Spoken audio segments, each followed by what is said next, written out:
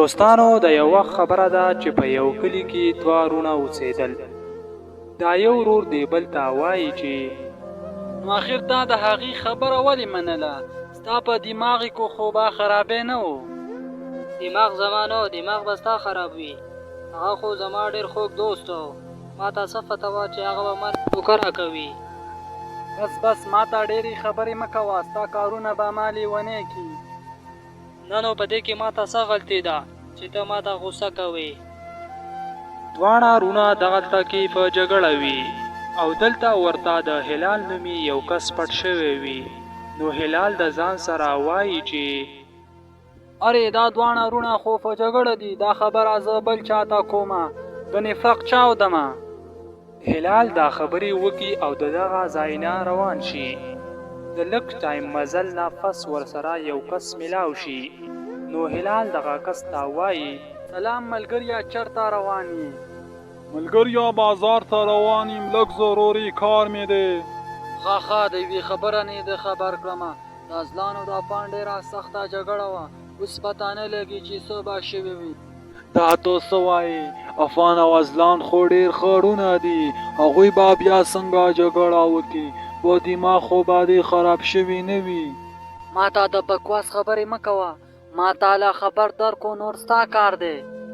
هلال کامران ته دغه خبرې وکي او دواړه د دغه ځینه روان شي. نو کامران بیا روان وي چې په لاره کې د ازلان سره میلاو شي. جواده زه بازار ته روان یم او بیا به په تا پسې درتلی، خو ښه دی چې په لار کې راته میلاو شي، ستا سره مې ډېر ضروري کار دی. ولی بیا په کلي کې څه چل شوی دی؟ ته چې زما سره میلاویږي نو په کلي کې ضرور څه چل شوی وي. اوا په کلي کې څه چل شوی دی، ځکه خو ستا خوا لرالمه.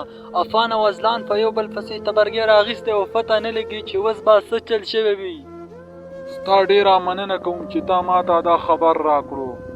کامران او جواد دغه خبرې وکي. نو بیا جواد د سیټ خوا له لاړ شي او سیټ ته وایي اره سیټ صاحب خبر خو به نه یې؟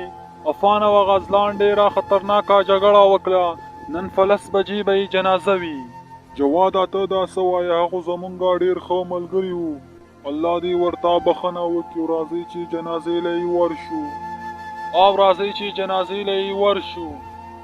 بیا دا درې واړه د جنازې په طرف باندې روان شي او چې کله د ازلان د لیکور ته ورسي او سیټ صاحب دغه دواړه ویني، نو سیټ صاحب ډېر زیات حیران شي او وایي ارې دا څه وشو؟ مونږ خو ستاسو د دواړو د جنازې دپاره راغلو، تاسو خو ژوندي یاوئ. واه څه خبره دی، لکه تاسو زمونږ د جنازې انتظار کولو.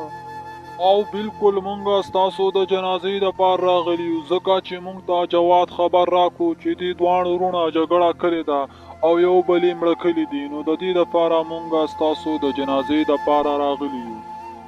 دا تاسو څنګه خلک وي؟ خبره یوه شوي او تاسو ته بله خبره جوړه کړې وي. اول خو د خبرې تحقیق کوئ، بیا بل ځای ته ځئ. دوستانو مونږ او تاسو له پکار دی چې مونږ اول د خبرې تحقیق وکړو، بیا وروسته نورې خبرې کوو، ځکه چې د دې خبرو د وجې نه ډېر قومونه د یو بل نه جدا شوي دي او د یو بل سره یې دښمنۍ کړي دي. داسې قسمه ویډیوګانو دپاره زموږ دا چینل پښتو کارټون سټوري ورسره سبسکرایب کړئ.